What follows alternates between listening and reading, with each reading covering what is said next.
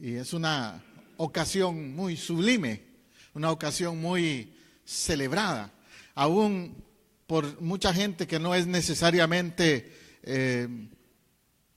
religiosa, por decir así. Pero en este tiempo, al menos, por un asunto de reverencia, la gente lo hace, se conecta un poco más con la iglesia, con las cosas de Dios. Y nosotros igual, de la misma manera, con mucho más razón, como iglesia, como pueblo de Dios, nos conectamos con el Señor primero, pero también con el mensaje que en muchas partes se está llevando a cabo en este tiempo. Amén. Hoy se conmemora o se recuerda lo que se conoce como el Domingo de Ramos. El comienzo de la Semana Santa es el Domingo de Ramos. Y he titulado mi sermón por eso hoy, Un día de aplausos. Hay muchos enfoques que podríamos darle a este tema. Yo he predicado antes de este tema. No sé si recuerdan un par de años atrás que estuve hablando del encargo que Jesús le dio a los discípulos de conseguir un burro. Pues hoy le quiero hablar más bien de los aplausos. Esa gente que estaba allí en el camino aplaudiendo a Jesús. ¿Y qué lección podemos aprender nosotros también de eso? A mí me llama mucho la atención algo con respecto a las celebridades, por ejemplo. Las celebridades son gente a la que todo el mundo les aplaude. Si llega aquí a la ciudad de Orlando un personaje famoso, le dan lo que dicen las llaves de la ciudad. El alcalde de Orlando le da las llaves de la ciudad, ¿cierto? Y en nuestros países latinos también lo hacen a veces, cuando llega una persona muy importante.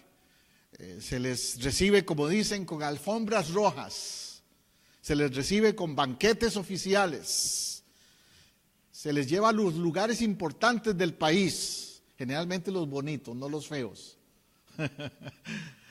y se les dan regalos de parte del gobierno. Todo eso se hace con una celebridad, un presidente que llegue a visitar, una persona famosa, ¿no? Jesús también en una ocasión llegó a una ciudad, a la ciudad de Jerusalén. Pero no lo estaba esperando el alcalde, ¿no? No lo estaba esperando el rey Herodes. No lo estaba esperando el gobernador romano tampoco. Los únicos que lo estaban esperando era el pueblo, la gente común, ahí en las calles. Y cuando él entra entonces, todos empiezan a aplaudir. Por eso le titulo al sermón el día de hoy, Un día de aplausos. También, además de aplaudir, sacan ramas. En Palestina, en Israel, en toda esa zona, es una zona tropical. Entonces siempre hay palmeras, un tipo de palmera que echa una palmita, no muy grande. Aquí venden unas en Florida que les dicen palmeras enanas, son chiquitas. Pues de ese tipo de palmeritas, ellos cogen ramas y empiezan a saludar a Jesús cuando entra. Hoy día usarían otra cosa, ¿no? Hoy día usarían banderas o luces de colores. En ese tiempo era lo que había a la mano, que eran las hojas de palmera. Por eso se llama Domingo de Ramos, porque sacan esas ramas a darle la bienvenida a Jesús. Y hay tres cosas ahí a notar. Uno, esas ramas que usan como símbolo de saludo. Dos, ¿quiénes fueron los que salieron a recibirlo? No fue el alcalde, como dije, fue el pueblo. Y tres, la declamación, lo que dicen cuando ven pasar a Jesús. ¡Hosana! ¡Hosana! Al que viene en el nombre del Señor. Y eso tiene un simbolismo también muy importante, muy significativo, ¿verdad? Era una escena entonces bien interesante. Trate de trasladarse en su mente a Jerusalén aquel día. Una escena intensa seguramente. Por otro lado, el gobierno romano estaba un poco asustados, porque ellos sabían que los judíos tenían como planes, no los discípulos de Jesús, pero los judíos, especialmente los seguidores de los que llamaban los celotes. Barrabás era uno de ellos, era miembro de ese grupo, eran como guerrilleros.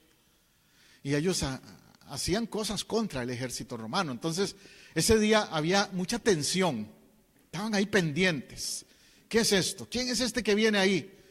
¿Será que es una estrategia para distraernos a los soldados y por otro lado atacar al palacio del rey o algo así? Estaban a la expectativa, seguramente.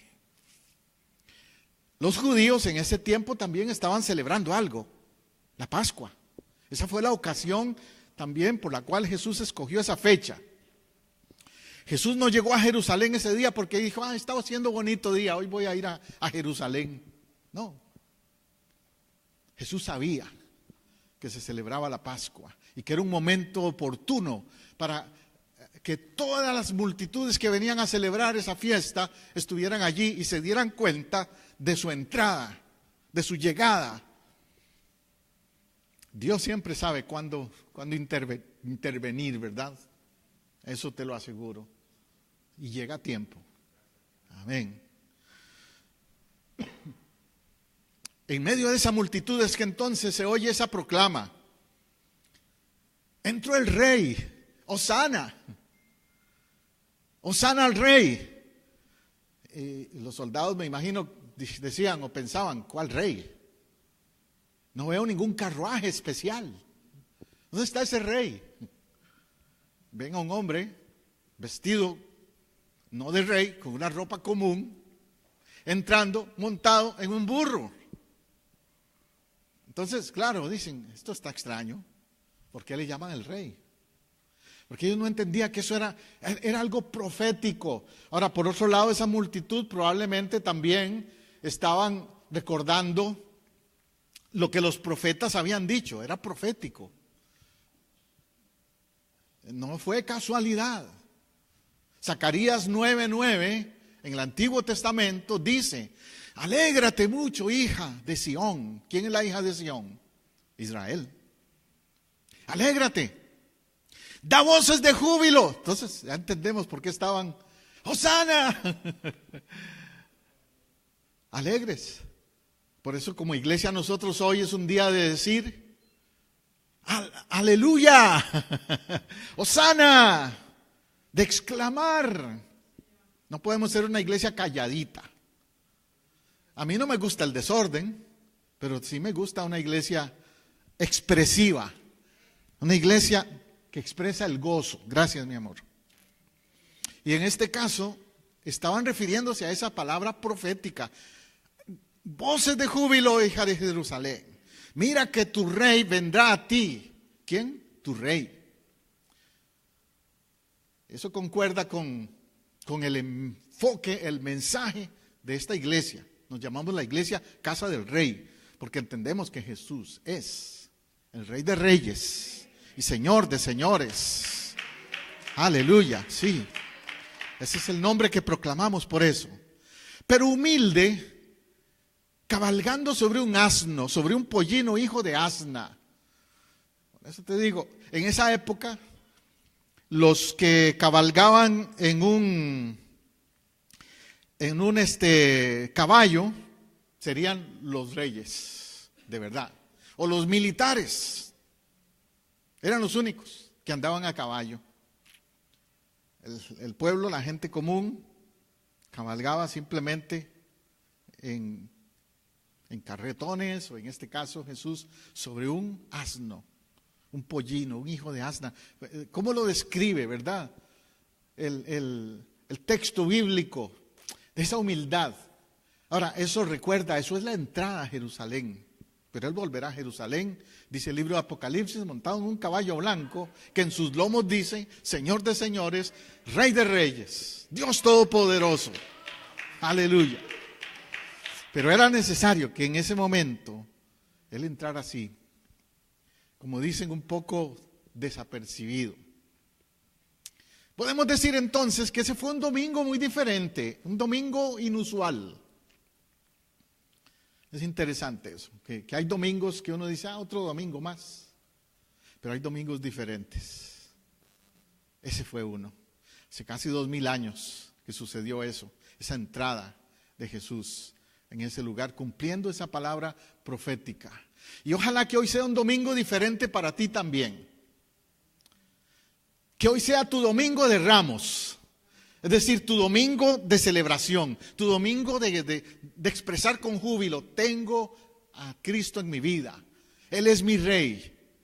No es una tradición nada más, no es una cuestión religiosa, Él está en mi vida. Solo así podemos entender el domingo de Ramos. Solo así podemos entender el júbilo.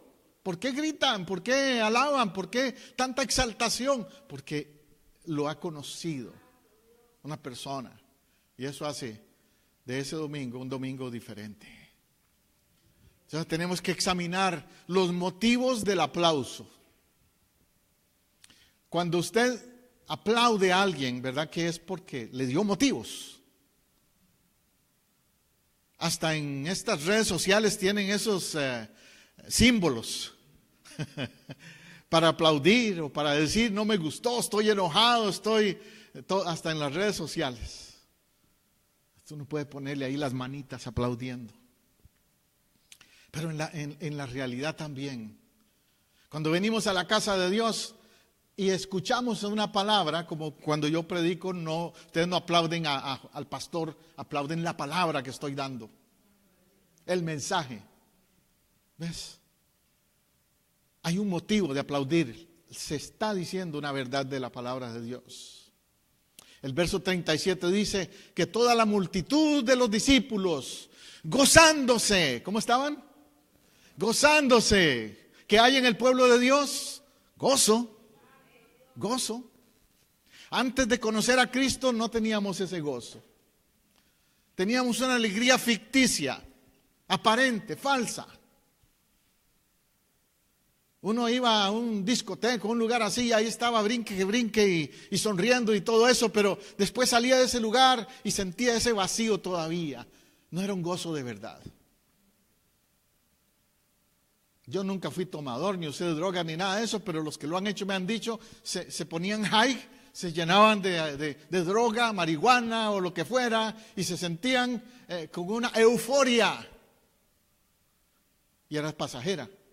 Pasaba el efecto de la euforia, de la droga, del alcohol, de lo que fuera, y decían, sigo igual, no tengo paz, no tengo gozo. Lo que tuve fue una euforia temporal.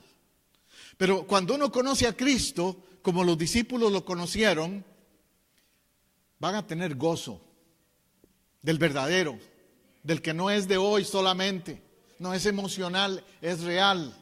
Es una experiencia vivencial. Por eso dice, comenzaron a alabar a Dios a grandes voces por las maravillas que habían visto. ¿Ves? Tenían motivos. ¿Cuáles? Habían visto maravillas. ¿Tú y yo hemos visto maravillas en nuestra vida suceder? Claro que sí. Y como hemos visto maravillas, eso es el motivo para alabar. Ese es el motivo. Entonces ese fue un desfile diferente por eso. Fue una ocasión de gozo, de gozo. Ya les dije que allí había de toda clase de gente en ese desfile. Hoy día las iglesias lo llaman también una procesión.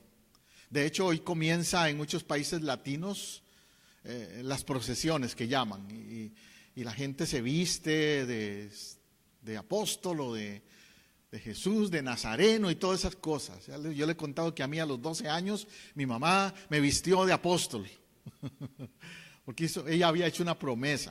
Si yo me curaba de asma, padecía de asma de niño, me iba a vestir de apóstol. Y me sacó en una de esas procesiones. Yo sé lo que es eso.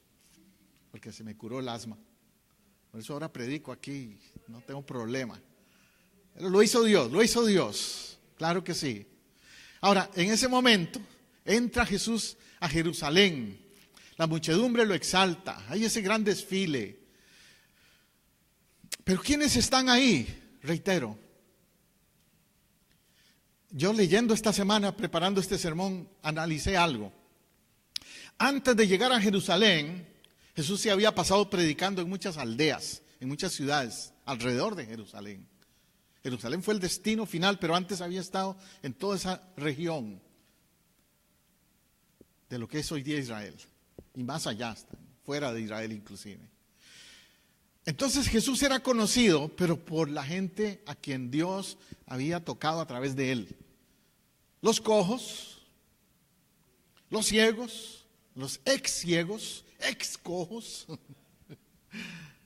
ex paralíticos, ex prostitutas, ex leprosos, ex estafadores de los impuestos, todos esos ex pecadores, yo creo que son los que estaban allí, en esa entrada triunfal, ¿verdad? Y le exclamaban a ese hombre humilde montado sobre un burro, que además el burro es prestado. Imagínate. Jesús murió en una tumba prestada. Y cuando andaba por allí, andaba en un burro prestado.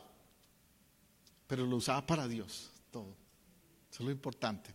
Mi punto es que Jesús no era uno de que decía, yo no voy a tal lugar, si no tengo un hotel de 5 estrellas, tienen que darme, si no, no voy a Jerusalén.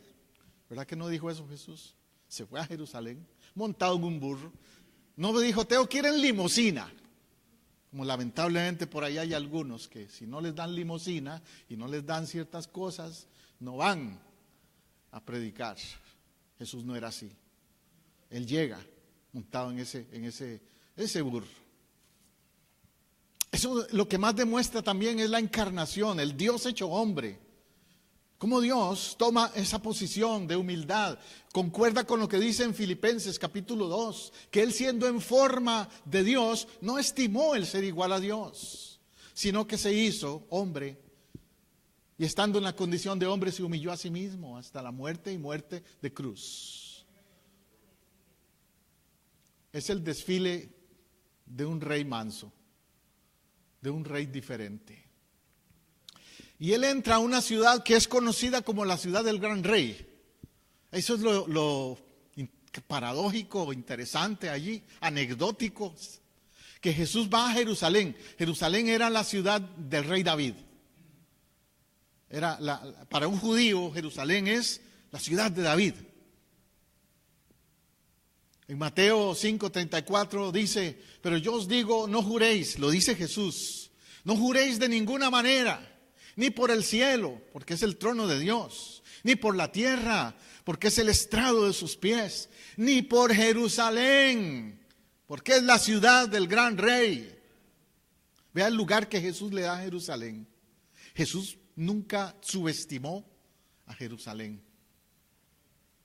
Hoy día hay algunos candidatos políticos que yo no necesariamente sigo su política, pero aplaudo, estamos hablando hoy de aplausos, aplaudo algo que sí están haciendo algunos de ellos, incluyendo nuestro presidente de Estados Unidos, que dice, vamos a poner nuestra embajada en la ciudad de Jerusalén, porque esa es la ciudad de Dios. El nuevo candidato que tiene Costa Rica ahora, que yo sé que va a ganar también, él dijo lo mismo, si yo quedo de presidente, la embajada de Costa Rica se mueve a Jerusalén. Porque es como dice aquí, la ciudad del gran rey. Tiene un lugar especial esa ciudad. Ni por tu cabeza jurarás, porque no puedes hacer blanco o negro, solo cabello. O sea, hay cosas que no puedo cambiar. Pero lo que sí tengo que tener claro es que si digo algo acerca de Jerusalén, tiene que ser bendición. Si digo algo de Israel, tiene que ser bendición. Siempre, siempre. Jesús le dio ese respeto, ese lugar a esa ciudad. Al mismo tiempo, Jesús lloró por Jerusalén. Vea si le amaba a esa ciudad, que lloró por Jerusalén. La historia tiene ese punto culminante ahí cuando entra en Jerusalén. Él llora por esa ciudad. Entra, pero también él sabe lo que va a pasar en el futuro en esa ciudad de Jerusalén. Es como cuando tú vas y visitas Las Vegas o New York o una ciudad donde tú creciste y ves que están pasando cosas que van contra Dios. Tú lloras. Te duele. Dices, yo no quiero ver a mi ciudad así. Como ese canto tremendo, muy lindo que hay, ¿verdad? Cristiano, que dice, te pido, Señor, por mi país. Te pido, Señor, por mi ciudad. Cuando nos damos cuenta que una ciudad o un país se está desviando de la voluntad de Dios. Así se sentía Jesús al entrar a Jerusalén y ver lo que estaba pasando allí. Él se preparó también. Jesús no fue a Jerusalén, como les dije, no fue un viaje emocional o un viaje que le dio antojo ese día de irse a Jerusalén. No, Él se preparó. Dice Lucas 9:51, cuando se cumplió el tiempo en que Él había de ser recibido arriba, afirmó su rostro para ir a Jerusalén. ¿Ves? Afirmar el rostro quiere decir, voy con la actitud correcta. Es como cuando usted va a una entrevista de trabajo, ¿verdad? Usted tal vez tiene nervios, pero antes de enfrentarse al entrevistador, usted va, hola, buenos días, con una sonrisa, con una actitud. Usted no muestra el miedo. Eso es, afirmó su rostro. Jesús fue a Jerusalén sabiendo que ahí iba a ser escupido y ofendido y todo lo demás. Pero Él fue, no le tuvo miedo, no dejó de enfrentar lo que podría pasar en Jerusalén. Lucas 13:22 dice, pasaba Jesús por ciudades y aldeas, enseñando mientras encaminaba a Jerusalén. Por eso te dije, Él preparó el terreno, Él no llegó de casualidad. Él primero anduvo por otras ciudades, anticipando que la ciudad más importante que iba a visitar era Jerusalén, que era donde iba a ser la culminación del plan y el propósito de Dios, con su crucifixión y con su resurrección sobre todo. Entonces, ¿qué nos enseña eso? Muévete en el propósito de Dios en tu vida. Muévete si vas a moverte de una ciudad a otra, muévete en el propósito de Dios, no en lo emocional. Si vas a moverte de un trabajo a otro, muévete en el propósito de Dios, en todo lo que hagas, como Jesús lo hacía.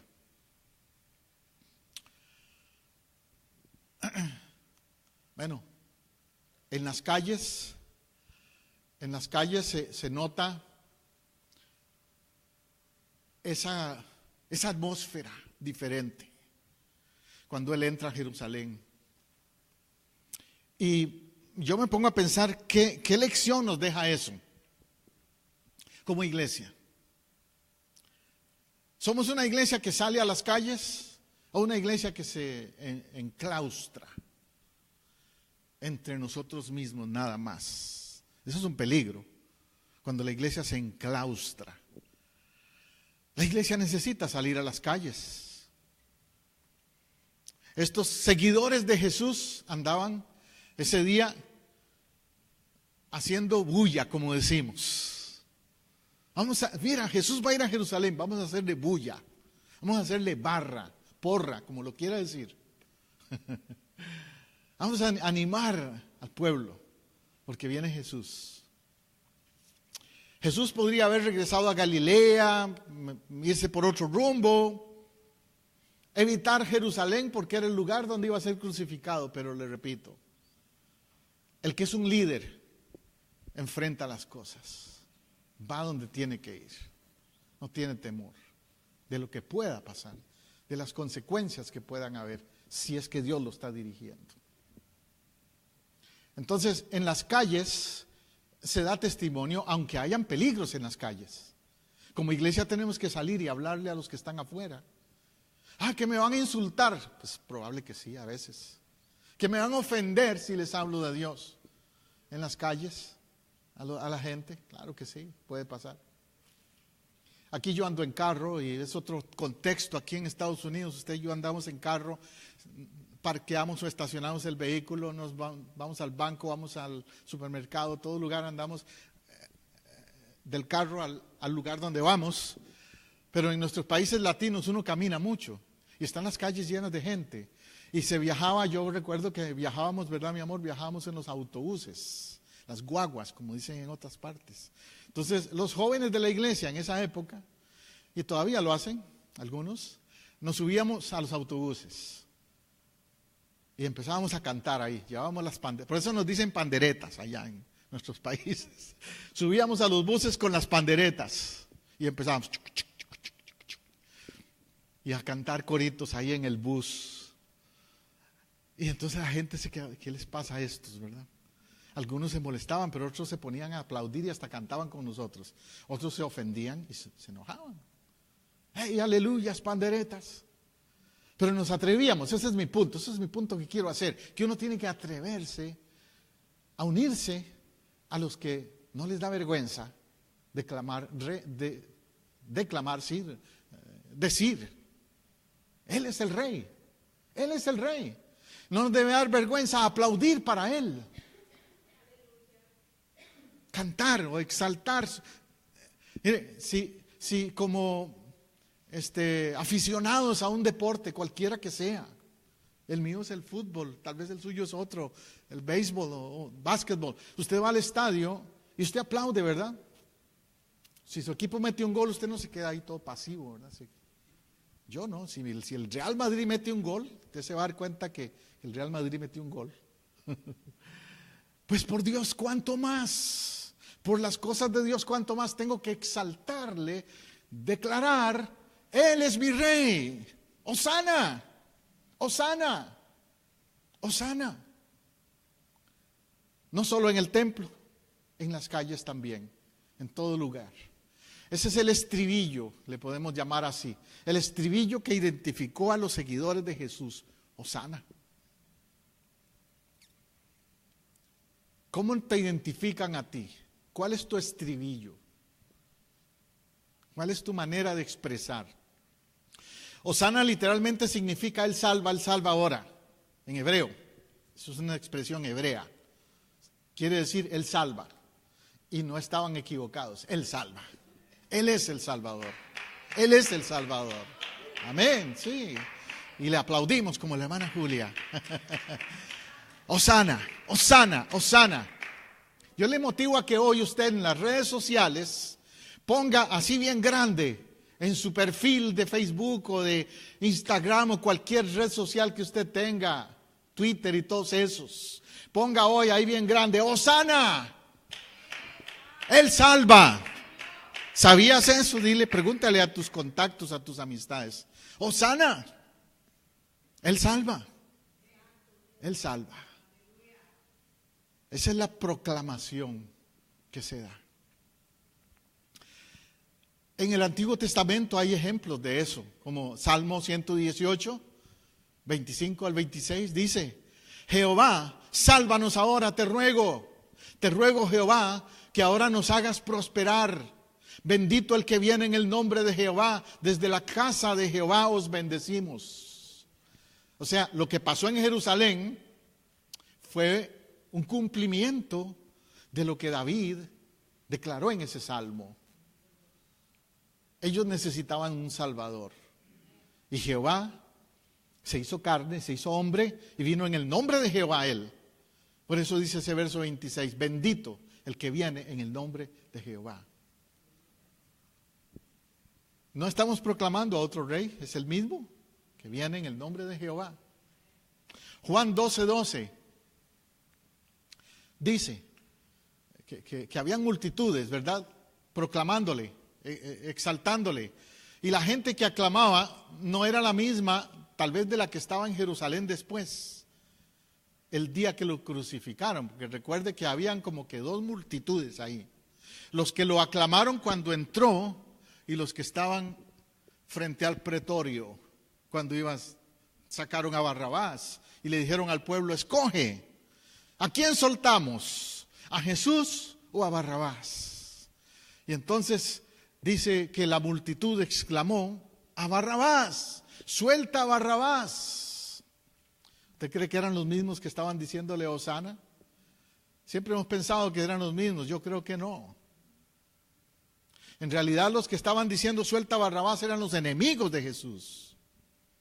Los líderes del Sanedrín, Caifás, Anás, todos esos fariseos eran los enemigos. Y ellos eran los que estaban instigando a otros para que crucificaran a Jesús. Pero los discípulos de Jesús, los que Jesús sanó, los que Jesús salvó, los que Jesús levantó, transformó, ellos no estaban diciendo eso.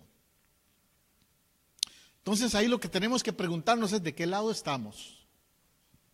¿De los que dicen Hosana o de los que dicen crucifica a Jesús y suelta a Barrabás? ¿De qué lado estamos? Mi amigo, si usted me está escuchando, mi amiga en otros medios también, ahora mismo te pregunto, ¿de qué lado estás? ¿De los que dicen Hosana o de los que dicen suelta a Barrabás? Porque hay gente, quiero decirte que hoy día pareciera que están del lado de Barrabás. Cuando les hablan de Jesús no quieren nada con él. Pero si les hablan de otros personajes por ahí que no agradan a Dios, a eso sí los aplauden. A eso sí les dicen cosas buenas y bonitas y se enojan si los ofenden a esos personajes que no hacen ni han dicho nada bueno. No te voy a mencionar nombres, pero usted sabe que hay por ahí personajes, celebridades, que más bien han ido contrarios a lo que Dios enseña. Y hay gente que los aplaude, que los sigue, que los considera sus héroes. No. ¿A quién le tiras la alfombra roja? Pregúntate. ¿A quién aplaudes? Hoy es el comienzo de una semana en la que nos toca decidir a quién aplaudimos y a quién seguimos. Lucas 19:41 dice que cuando llegó cerca de la ciudad, al verla, lloró por ella. Otra vez vuelvo a ese punto del llanto de Jesús por la ciudad. ¿Por qué lloró Jesús? Porque le duele el pecado. Jesús representaba el dolor del corazón de Dios en ese sentido. Si Dios es un espíritu y está en el cielo y no lo conocemos como el Dios espiritual que es, Jesús vino a enseñarnos en su condición humana cómo Dios se siente cuando ve el pecado alrededor. Y ver a la ciudad de Jerusalén perdida en el fariseísmo, en la religiosidad, en lo que no era el plan de Dios, le causa llanto, le causa dolor. También porque él sabía el porvenir de esa ciudad. Recuerde que esta ciudad de Jerusalén ha pasado por muchos ataques, siempre. Y Jesús sabía que esta ciudad iba a ser destruida. Es más, los que estaban gritando, cuando gritaron lo negativo contra Jesús, crucifícale, suelta a Barrabás, dijeron algo más, ¿se acuerda? Y que su sangre caiga sobre nosotros y sobre nuestros hijos. Imagínate, eso dijeron. Se maldijeron completamente. No wonder, como dicen en inglés. Después les vinieron tantas cosas a los judíos incrédulos, no a los creyentes, pero a los incrédulos. La historia cuenta que en el año 70 después de Cristo entró en Jerusalén el emperador Tito, el emperador romano Tito. ¿Y sabe qué hizo Tito al entrar a Jerusalén? Destruyó el templo.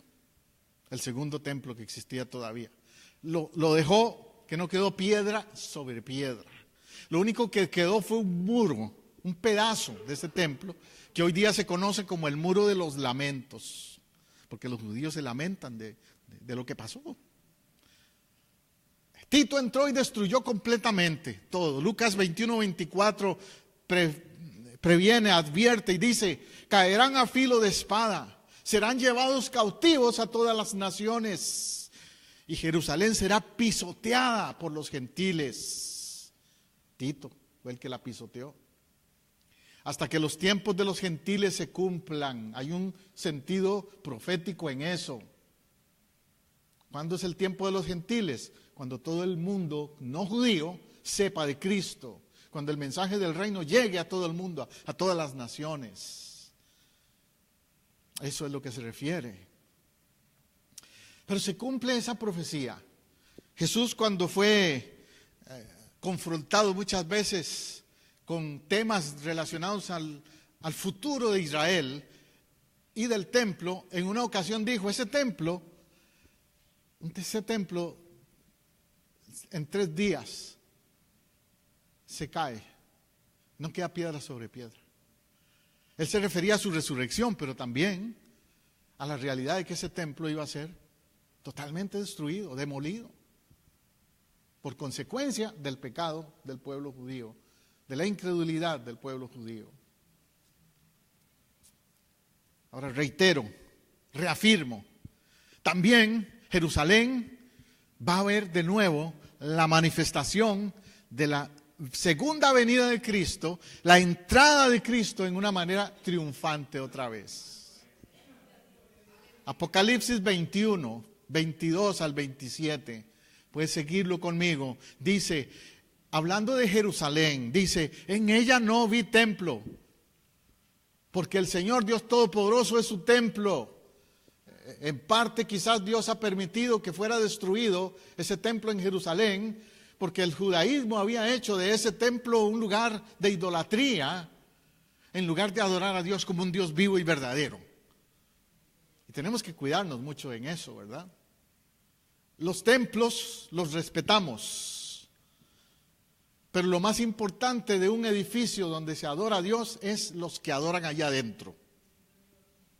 En Europa hay tremendas catedrales, dignas de una postal. La belleza arquitectónica de esas postales es magnífica, pero están vacías. Y no hay vida espiritual. No hay avivamiento, hay un declive total en los países europeos, en la religión. España, Inglaterra, Alemania, todos esos países europeos, Francia, la gente no va a la iglesia.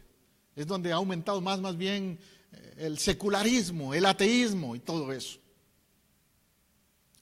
Porque Dios no habita en templos necesariamente. Él dice que Él es el Todopoderoso. Verso 23, la ciudad no tiene necesidad de sol ni de luna que brillen en ella, porque la gloria de Dios ilumina y el Cordero es su lumbrera. O sea, ¿a quién tenemos que dejar brillar? Al Cordero, a Jesús. Si Él no brilla, no importa el edificio donde estemos. ¿Qué importa la catedral donde estemos? Si Él no brilla, Él tiene que brillar. 24. Las naciones que hayan sido salvas andarán a la luz de ella, y los reyes de la tierra traerán su gloria y su honor a ella, a Jerusalén. Las naciones que hayan sido salvas. Jesús le dijo a los discípulos, vayan y hagan discípulos en todas las naciones. El plan de Dios es la salvación de todas las naciones. Por eso nos preocupa con el corazón misionero, que es el mismo corazón de Dios. Nos preocupan las naciones donde todavía no ha llegado el mensaje de Cristo. Hay muchos países en el mundo, muchas naciones donde no ha llegado ese mensaje. La palabra nación, de hecho, en el Nuevo Testamento es diferente a lo que entendemos nosotros. La palabra nación en griego es una palabra que es etnos. Etnos. Etnos quiere decir grupo étnico. Y hay grupos étnicos que todavía no conocen de Cristo en el mundo. Los que han estudiado misionología saben de eso. Hay lo que se llama la ventana 2040, le llaman los misionólogos, que son países o regiones del mundo donde no han recibido el mensaje del Evangelio. Por eso Jesús no ha venido todavía, pero Él viene, Él vuelve. hasta que las naciones hayan sido salvas. Nuestro llamado por eso es evangelizar a nuestra nación primero y más allá de nuestras fronteras. Amén. Verso 25, sus puertas nunca serán cerradas de día, pues allí no habrá noche. Llevarán a ella la gloria y el honor de las naciones. No entrará en ella ninguna cosa impura o que haga abominación y mentira, sino solamente los que están inscritos en el libro de la vida del Cordero. ¡Wow! Santo es Dios, sí. ¿Qué descripción da de lo que Dios espera de la ciudad de Él? Y eso se aplica a la iglesia. La iglesia es la Jerusalén que nosotros representamos. Como iglesia tenemos que ser una iglesia donde las puertas no se cierren. No literalmente que vamos a dejar sin llave allá afuera, pero que no se le cierra la puerta a nadie, que está abierta a cualquier persona que tenga necesidad espiritual. Luego, también, que llevan la gloria y el honor de las naciones. A eso tenemos que abocarnos, a darle gloria y honor al Señor siempre. No a la nación de la que pertenecemos. Aquí no importa tanto si soy boricua o mexicano o costarricense, guatemalteco, hondureño. Lo que importa aquí es que soy de Cristo. Esa es mi nacionalidad primaria. No importa si soy americano, no, en el sentido que aquí lo usan. No, soy de Cristo, por encima de todo. Le llevamos a Él gloria y honor en las naciones que representamos. Y ese verso 27 es muy significativo también. No entrará en ella ninguna cosa impura que haga abominación ni mentira. Es decir, cuando hablamos de la ciudad de Dios, del pueblo de Dios, de la iglesia de Dios, es un lugar donde se busca la purificación, la santidad, donde rechazamos la abominación, lo que ofende a Dios. Cuando la iglesia o el pueblo de Dios se vuelve, ¿cómo es la palabra? Suave o alcahuete, que le sigue el juego al pecado, fallamos en eso que dice Apocalipsis. Por eso, como pastores, nuestro primer compromiso es quedar bien con Él en el mensaje que llevamos como iglesia. Porque solamente los que están inscritos en el libro de la vida del Cordero van a entrar a la ciudad. La ciudad representa el reino de Dios. Y como dice ahí, no va a ser cuestión de si estás inscrito en el padrón de una denominación humana. No, ustedes me han oído decirlo varias veces. No es asunto de que seas bautista, pentecostal, metodista, católico, luterano, adventista, testigo de Jehová o lo que tú quieras. Si no estás inscrito en el libro de la vida del Cordero, te quedaste fuera. Porque eso es lo que dice esa palabra. ¿Y cómo estar seguro de que estoy inscrito en el libro del Cordero? Bueno, si sigues al Cordero. Si el Cordero es tu Señor y tu Salvador, no una religión, no un hombre, no una persona o personaje por allí. El Cordero y nada más que el Cordero. Entonces, ya concluyendo, vuelvo a la pregunta inicial de mi sermón. Un día de aplausos. ¿A quién aplaudimos? Lucas 19 nos relata esa historia de la entrada de Jesús aquel domingo de Ramos y la gente aplaudiendo y diciendo Hosana. Estaban los que aplauden y los que no. Te reitero. Estaban los que decían Hosana y los que después decían crucifícale y suelta a Barrabás. Ese fue ese día en Jerusalén, un día atípico, un día diferente, pero un día en el que la gente que estaba ahí en Jerusalén tuvo que tomar una decisión. ¿Aplaudo a Jesús o me pongo del lado de los que lo ofenden y no lo siguen? ¿De qué lado estoy? Esa es la pregunta. Esa es la pregunta de mi conclusión hoy. ¿Qué debe ser razón para que tú le aclames, le aplaudas hoy? Yo tengo muchas razones, muchas. La más grande, lo que hizo en la cruz del Calvario por mí. Yo les he contado que yo me convertí un Viernes Santo escuchando una predicación de Juan 3:16. Esa es la razón principal, pero aparte de eso, también tengo mi esposa, mis niños, mis hijos, mis nietos, mi familia, ustedes, la iglesia, mucha gente que amo y que son razón también de decirle, Señor, yo te aplaudo, definitivamente.